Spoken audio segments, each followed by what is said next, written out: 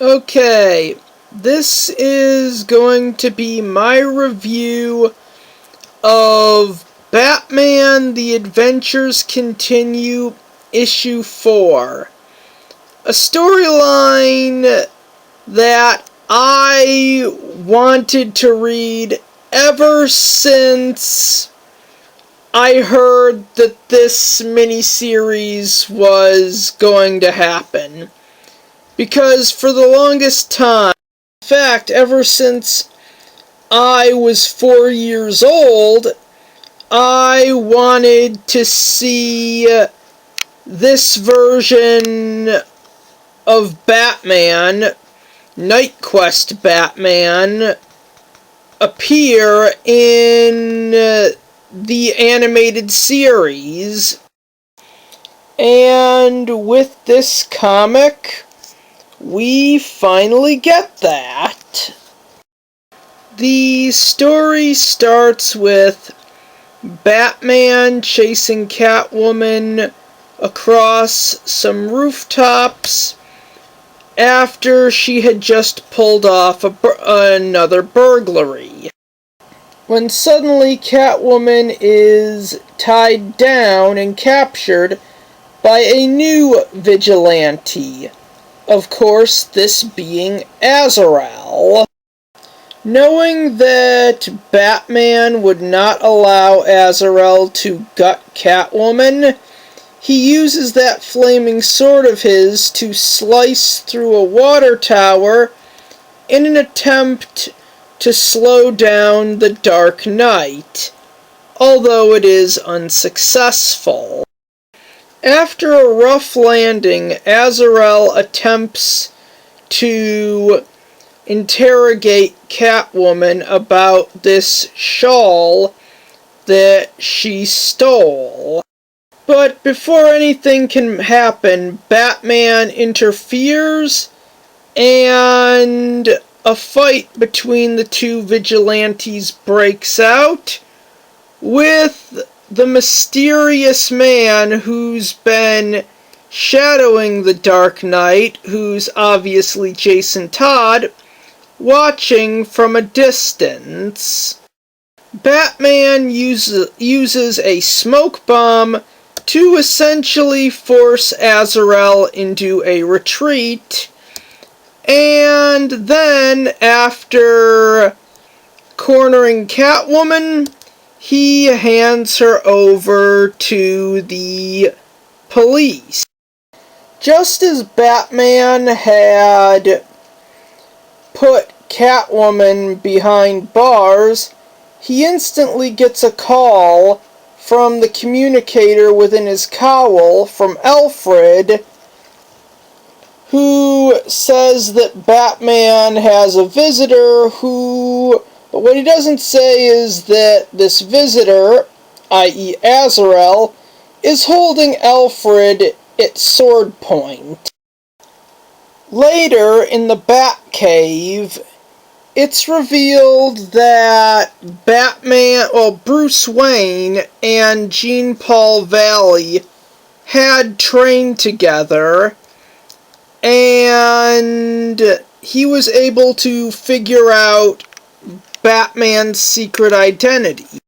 They discuss the shawl, the fact that Catwoman was hired to steal it, and the part of this storyline that brought in everyone who read it when this story was announced, when Bruce says that he and Alfred can make Jean a suit that will make him look more like an ally than an enemy.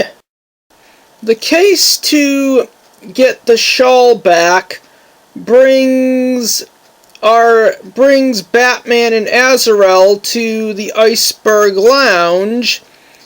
Penguin assumes that Azrael must be Batman's cousin, when in reality he should be a little bit more concerned that the heroes in this city are now multiplying, Azrael instantly attacks Penguin, even though he admits he was a middleman in the theft of the shawl.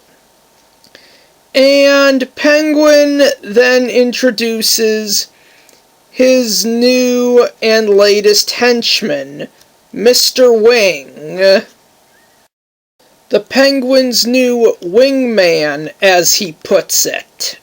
The fight begins, and our heroes easily break out of Mr. Wing's grip, and as the Penguin runs, Azrael goes after him, as Batman easily defeats Mr. Wing with one blow, where on the balcony, Azrael has easily caught up to the Penguin, beaten him up pretty badly in a very short time, and then throws him off the balcony to die, and Batman saves him in the nick of time.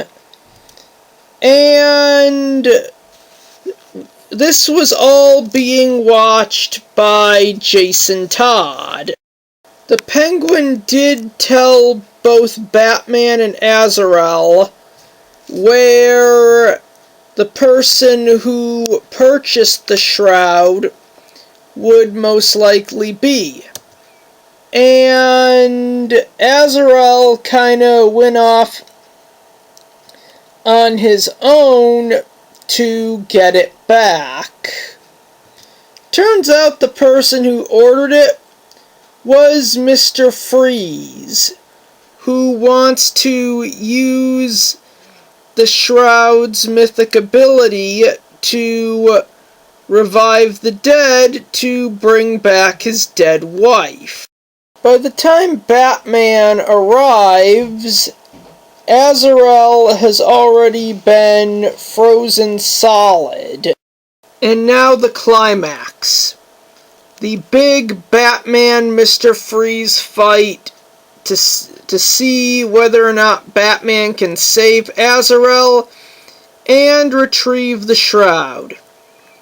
Freeze fires a blast at Batman, who dodges and kicks Nora's body in front of Freeze while hurling a batarang, while the sight of Nora's dead body kept Freeze off guard, the batarang Batman hurled essentially blows up his helmet, allowing Batman to swipe Mr. Freeze's patented freeze gun and use it to freeze his head solid. Then use a batarang to essentially bust the ice off of Azrael's head. But that wouldn't be enough. Azrael would need something to warm him up, and Batman actually uses the shroud to warm him up. Then we cut to a ceremony where Bruce Wayne and Jean-Paul Valley, who have recovered the shroud, essentially light a candle for Nora Freeze. And Jean-Paul tells Bruce to call him if he ever needs him again, which Bruce says he will. And then on the final page of the comic book, we see someone essentially spying on the Joker, who is obviously Jason Todd, and this is essentially set up for issue 5, where they do the Under the Red Hood storyline, or at least the Batman, the Earth 12 take on the Under the Red Hood storyline. And that was Batman The Adventures Continue issue 4. I really gotta say, as someone who just started reading comic books during 1994 when the KnightQuest story was running, I do like the fact that they were able to essentially incorporate Azrael Batman into the DCAU Earth 12 continuity, even though in a way it is kind of wasted potential, in the sense that I would prefer if this was retconned, because of the rumors that Batman the Animated Series might return on HBO Max, assuming it's going to be a revival. One thing I would have loved as a kid would have been for them to do this, but essentially take Bruce Wayne out of the picture for one season and do an actual adaptation of KnightQuest. Anyone who knows me personally knows that I think that storyline was fucking awesome. I mean, just have Bane break Batman's back and have Azrael cover for him as Batman as he heals, and do what they did in Knightfall, where Jean would build the gauntlets based off the design of his Azrael persona to help him fight Bane, and it pretty much doesn't work, which would then lead him to redesign the entire Batsuit, where he would then kick Bane's ass in a brutal rematch. I like the fact that he just doesn't show up out of nowhere or appear in the Batcave knowing who Bruce Wayne is before putting... Another thing I like about this comic, the fact that they say, yes, Batman did train with Azrael, but they don't really tie it to anything like the League of Assassins or the Court of Owls or anything like that. Batman trained with what I can only assume was the Order of St. Dumas, but only so he could learn a few skills that would be useful in his war on crime.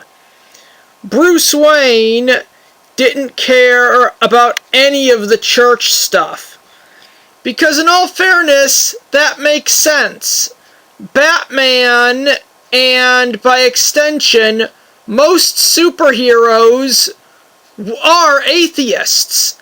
In reality, they would be atheists, because they would have experienced things either through their peers or in their own secret origins that would pretty much prove that the holy texts of the world are mostly bullshit.